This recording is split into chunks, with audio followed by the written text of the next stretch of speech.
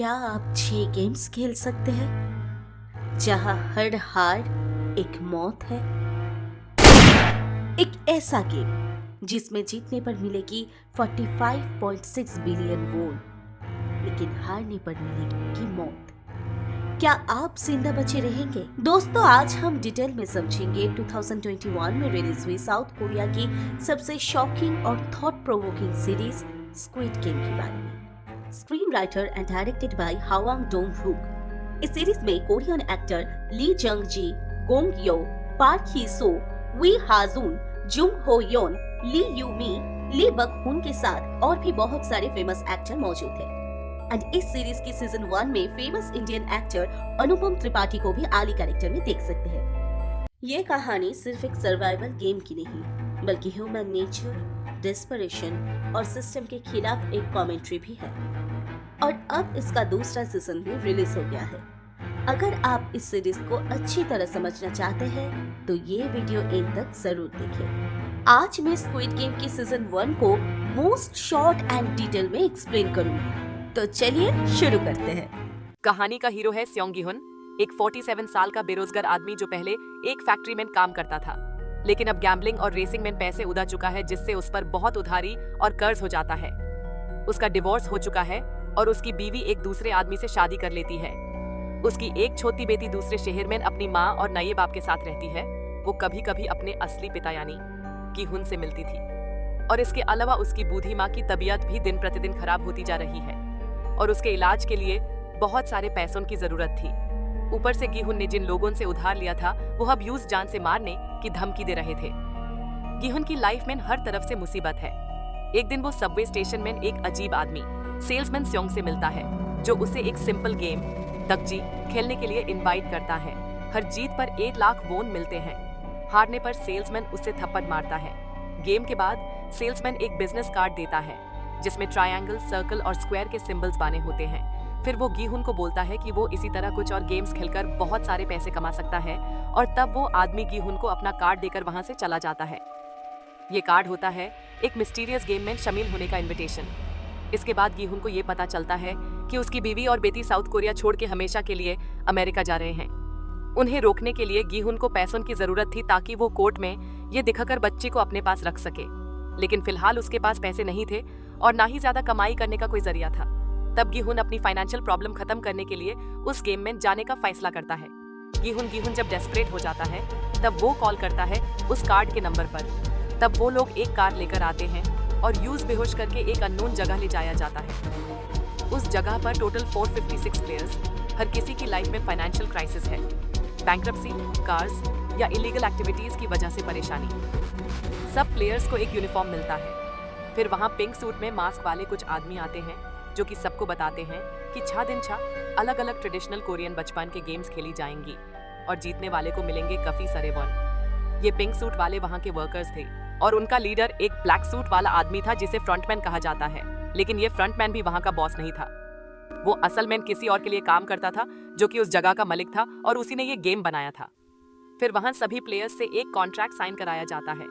वहाँ पर गी हुन को कुछ पहचान के लोग मिलते हैं। एक उसके बचपन का दोस्त सांगवू, जो कि काफी होशियार था पर उसने बिजनेसमैन बहुत सारे पैसे डुबा दिए थे। दूसरी सेब्योक नाम की एक लड़की जिसने एक बार गी हुन के पैसे चुराए थे। ये लड़की अपने माँ बाप को दूसरे देश से यहाँ लाना चाहती थी और अपने छोटे भाई को अनाथ आश्रम से निकालना चाहती थी, इसलिए उस बहुत पैसे चाहिए थे। इसके अलावा वहाँ गी हुन की एक बूढ़े आदमी से दोस्ती होती है जिसका नाम था ओ इलनम। इस आदमी को ब्रेन ट्यूमर था और यूज भी पैसों की जरूरत थी। फिर वहाँ गेम शुरू होता है। Game number 1, red light green light. एक बड़ी सी डॉल के गाना गाने पर सबको आगे बढ़ना था और गाना रुकने पर जब वो ग्रीन लाइट बोलती है तब दौड़ सकते हैं, लेकिन रेड लाइट बोलते ही थम जाना था। इस रेस को 5 मिनट में पूरा करना था और रूल तोड़ने या टाइम पर नहीं पहुंचने से प्लेयर आउट होने वाला था।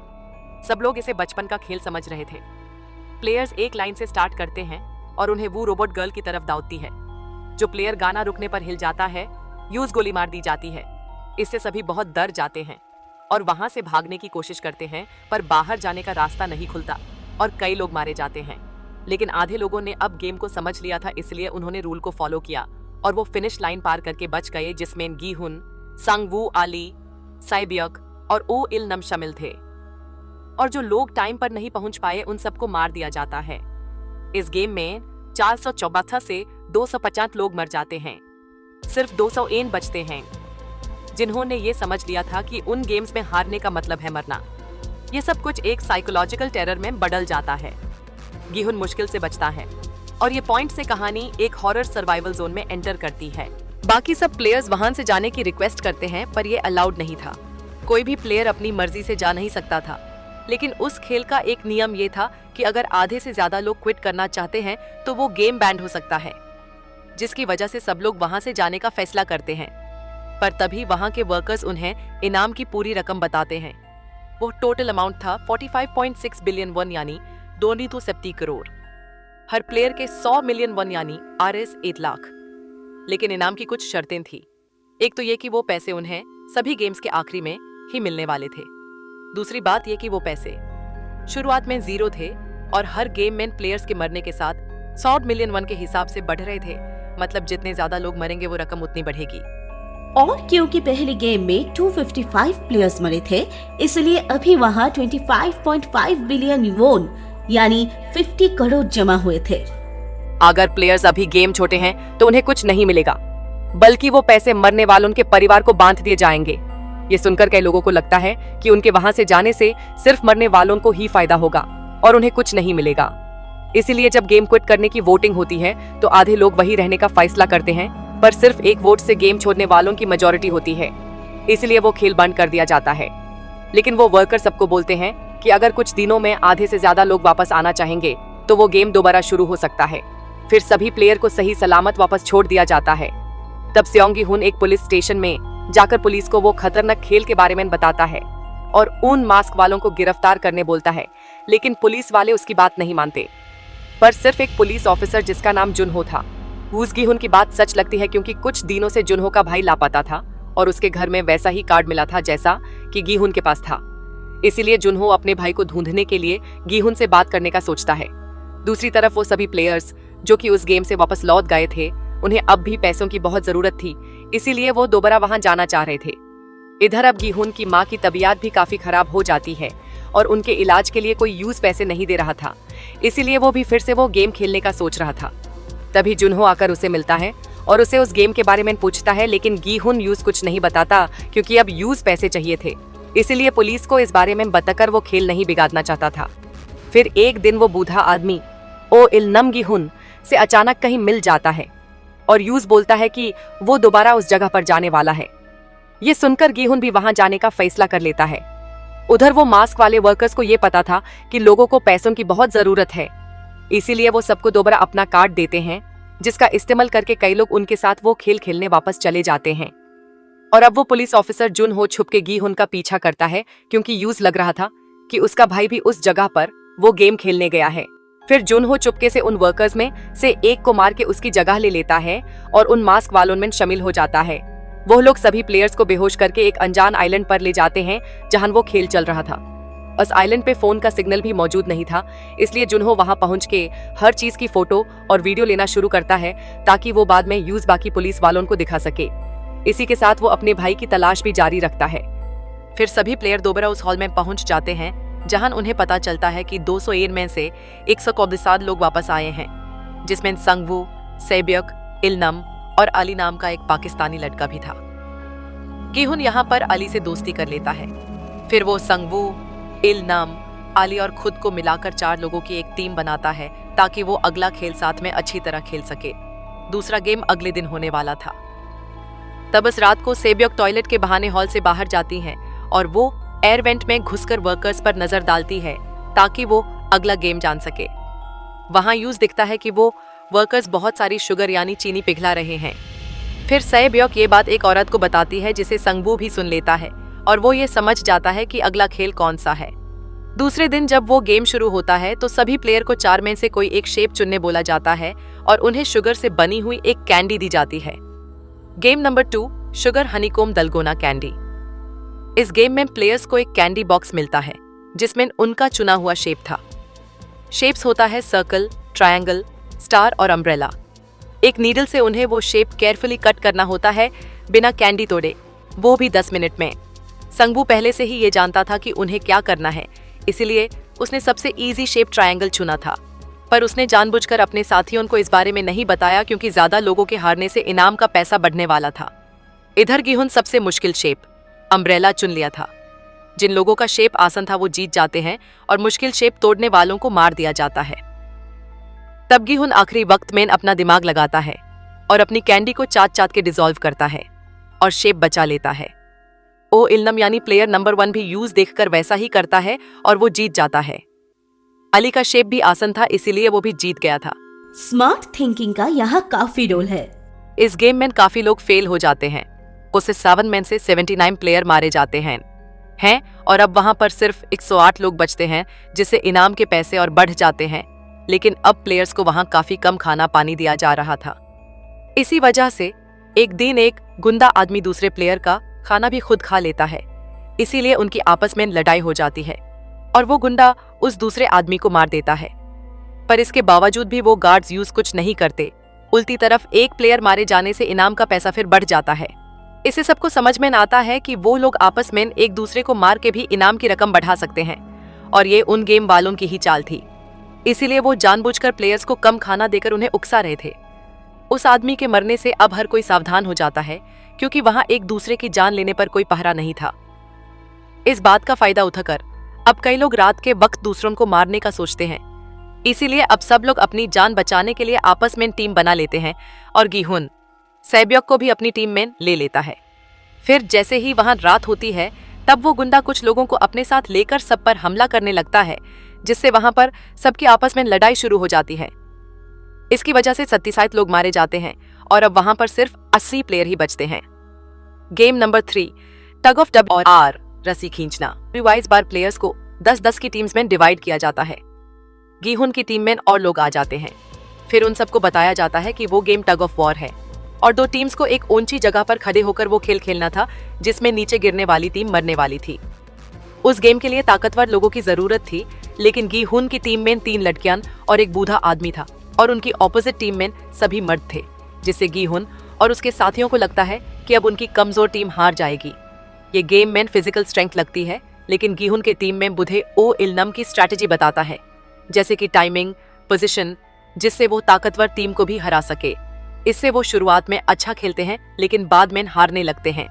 तब संगवू एक आइडिया लगाता है जिससे वो लोग जीत जाते हैं और उनकी टीम वर्क गेम को जीतने में मदद करता है। इस गेम में व्यूअर्स को सर्वाइव के लिए दिमाग का यूज करना सिखाया जाता है। साथ ही टीम स्पिरिट और ट्रस्ट का इम्पोर्टेंस भी दिखाया जाता है।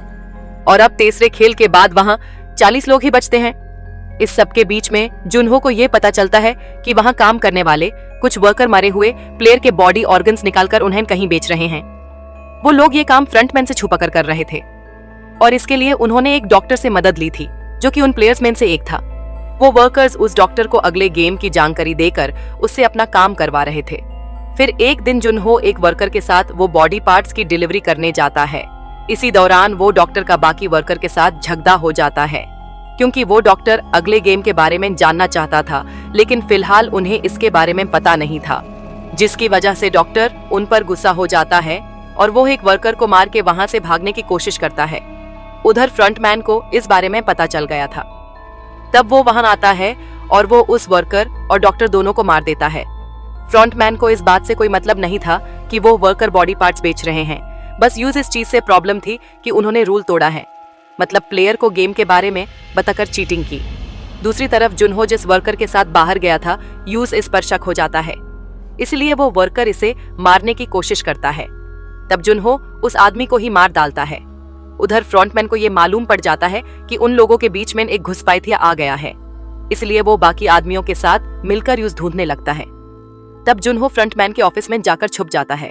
उस जगह पे सीसीटीवी कैमरा नहीं थे, इसलिए वो किसी की पकड़ में नहीं आता। वो ऑफिस में बहुत सारी फाइल्स रखी थी जिसमें सभी प्लेयर्स की इंफॉर्मेशन थी। जुनहो उन फाइल्स को पढ़कर उसमें अपने भाई की तलाश करने लगता है, जिससे यूज पता चलता है कि वो खतरनाक खेल 30 साल से चल रहे हैं, जिसमें उसके भाई इन्होंने 6 साल पहले यानी 2015 में हिस्सा लिया था और वो उस गेम को जीत गया था। फिर जुनहो उस ऑफिस की इंपॉर्टेंट फाइल्स की फोटो ले लेता है ताकि वो उन्हें सबूत की तरह इस्तेमाल कर सके। दूसरी तरफ उन प्लेयर्स को अगले गेम के लिए 2-2 लोगों की टीम बनाने बोला जाता है।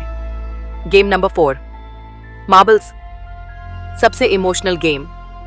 हर प्लेयर को लगता है कि पार्टनर बनाना है, इसीलिए गी हुन वहां पर इलनम के साथ जोड़ी बनाता है। संगवू अली को अपना पार्टनर बनाता है और सेब्योक जियांग नाम की एक लड़की को चुनती है।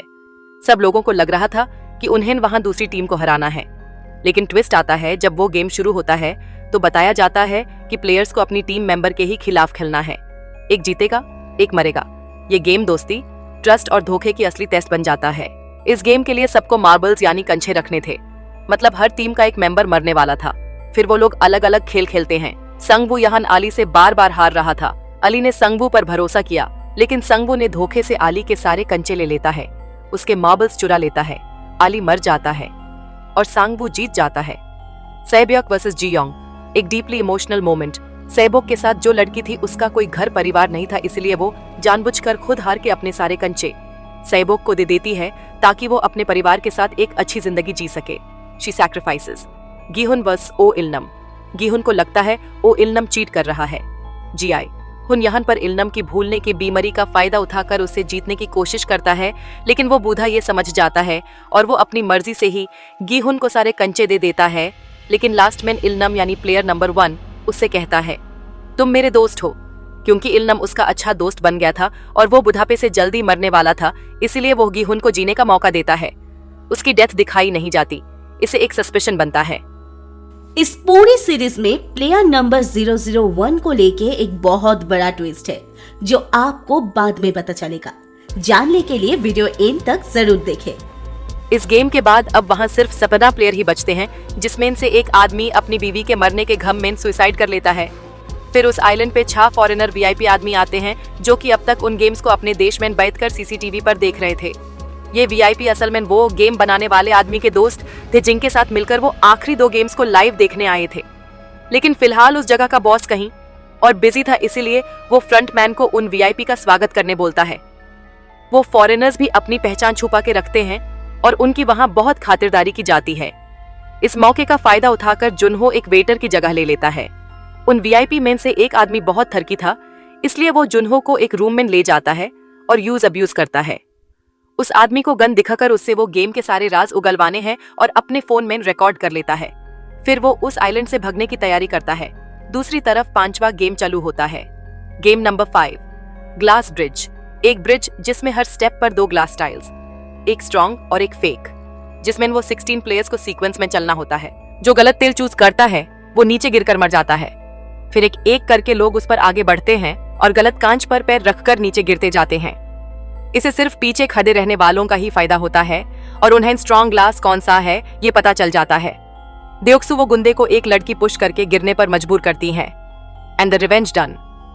फिर बाकी सब प्लेयर्स भी नीचे गिर के मर जाते हैं और गी हुन और उसके दोस्तों के अलावा एक और आदमी वहां बचता है जो कि पहले एक ग्लास बनाने वाली कंपनी में काम करता था। इसीलिए वो कांच के ऊपर लाइट की रिफ्लेक्शन देखकर टेम्पर्ड ग्लास को पहचान लेता है, जिससे वो चारों लोग आखिरी तक पहुंच जाते हैं। तब फ्रंटमैन उन्हें हराने के लिए उस जगह की लाइट बैंड कर देता है, जिससे वो आदमी अब टेम्पर्ड ग्लास पहचान नहीं पाता। गेम टेंशन से भरा होता है। लोगों का ग्रीड, पैनिक और फियर सब सामने आता है। उस लाइन में संगवू, सेबोक और गिहुन सबसे लास्ट में खड़े थे। तब संगवू उस आदमी को धक्का देकर आखिरी नॉर्मल ग्लास का पता लगा लेता है, जिससे गिहुन और सेबोक भी वो पुल पार कर लेते हैं। संगवू अब बहुत लालची हो गया था, इसीलिए वो किसी की जान की परवाह नहीं कर रहा था। फिर वो गेम खत्म होने के बाद उस पुल को तबाह कर दिया जाता है, जिससे कांच का एक टुकड़ा सेबोक को लग जाता है और वो बहुत घायल हो जाती है। फाइनल में बचते हैं गिहुन, संगवू और सेब्योक। इसके बाद इन 3 फाइनल प्लेयर्स को अच्छे कपड़े मिलते हैं और उन्हें बढ़िया खाना खिलाया जाता है। पर सेबोक ठीक से खाना भी नहीं खाती क्योंकि वो बहुत जख्मी थी। फिर रात के वक्त गिहुन जाकर उससे मिलता है और वो एक टीम बनाकर संगवू को हराने की बात करता है।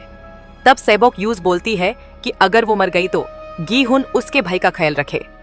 ये कहकर वो बेहोश होने लगती है। तब गिहुन को उसकी चोट के बारे में पता चलता है, इसलिए वो गार्ड से मदद मांगने जाता है। उतनी देर में संगवू वहां आकर यूज मार डालता है, क्योंकि यूज लग रहा था कि वो गिहुन के साथ मिलकर वो गेम क्विट कर सकती है, जिससे यूज खाली हाथ घर जाना पड़ेगा। इसलिए संगवू ने कमजोर सेबोक को मार दिया। उधर वो वर्कर उस घुसपैठिए यानी जुनहो की तलाश कर रहे थे। तब उन्हें उस वर्कर की लाश मिलती है जिसकी जगह जुनहो ने ली थी।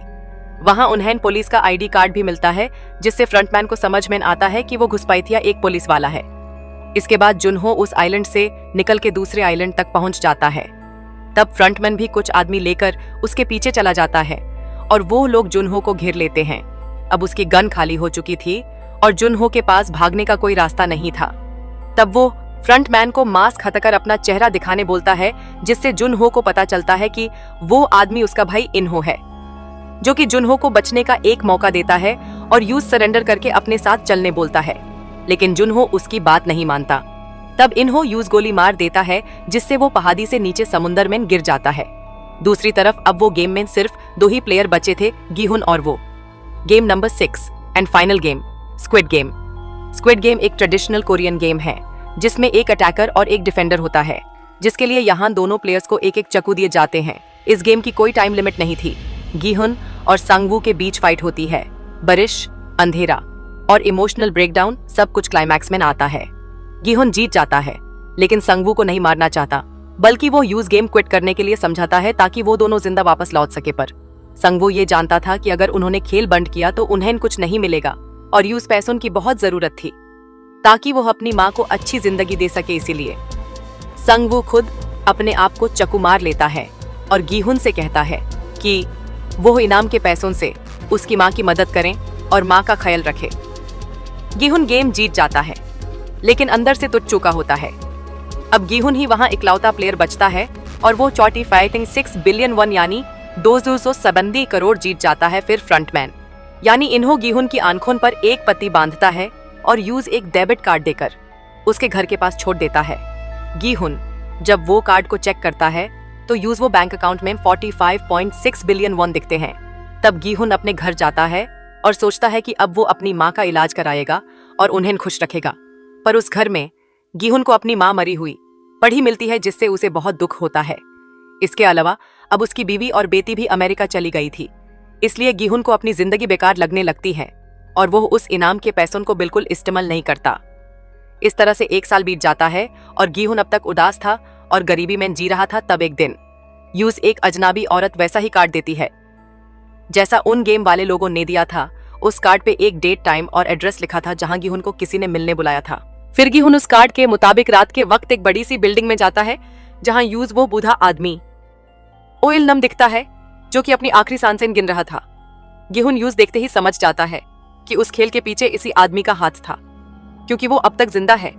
इलनम ने गिहुन को यहाँ इसीलिए बुलाया था क्योंकि वो ये जानना चाहता था कि वो इनाम के पैसों को इस्तेमाल क्यों नहीं कर रहा है।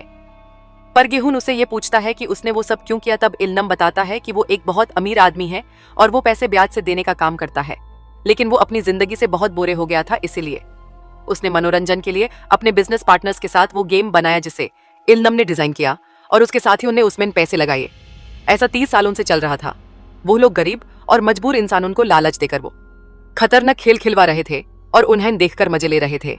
लेकिन इलनम ये देखकर भी बोरे हो गया था, इसलिए उसने इस बार खुद भी उस खेल में हिस्सा लिया, क्योंकि उसकी जान को कोई खतरा नहीं था। इससे उसके बचपन की यादें ताजा हो गई और यूज मरने से पहले सुकून मिल गया। और क्योंकि उसे गिहुन के साथ खेलने में बहुत मजा आया था, इसलिए उसने उसे जिंदा रखा। इसके अलावा इलनम का ये मानना था कि दुनिया वाले बहुत मतलबी और बुरे हैं, इसलिए यूज किसी की जान की कोई परवाह नहीं थी। पर गिहुन को अब भी इंसानियत में विश्वास था। गिहुन को गलत साबित करने के लिए इलनम उसके साथ एक शर्त लगाता है कि अगर उनके सामने पड़े हुए उस बेगर आदमी की किसी ने मदद की तो गिहुन जीत जाएगा और यूज किसी ने नहीं बचाया तो इलनम जीतेगा और उसकी बात सही साबित हो जाएगी कि इंसान बुरे होते हैं। फिर उस बेगर आदमी को पुलिस वाले बचाने आ जाते हैं और तभी इलनम की मौत हो जाती है। तब गिहुन वहां से चला जाता है और इलनम का खास आदमी इन्हो वहां आकर उसके अंतिम संस्कार की तैयारी करता है। इस सब के बाद गिहुन अब नई जिंदगी शुरू करने का सोचता है और वो सबसे पहले सेबोक के भाई को अनाथ आश्रम से निकालकर यूज संगू की माँ के पास छोड़ देता है और सेबोक और संगू के हिस्से के पैसे उसकी माँ को दे देता है ताकि वो अपना और उस बच्चे का ख्याल रख सके। फिर गिहुन अपनी बेटी से मिलने अमेरिका जाने लगता है, लेकिन रास्ते में यूज एक ट्रेन स्टेशन पे वही आदमी नजर आता है जिसने उसके साथ वो पेपर गेम खेलकर यूज उन 6 गेम्स के लिए भर किया था। गिहुन को अब तक लग रहा था कि इलनम मर चुका है तो उसके गेम्स भी खत्म हो गए होंगे, लेकिन यहाँ जब यूज वो आदमी किसी और को अपना कार्ड देते हुए दिखता है तब वो ये समझ जाता है कि वो खतरनाक खेल अभी भी चालू है।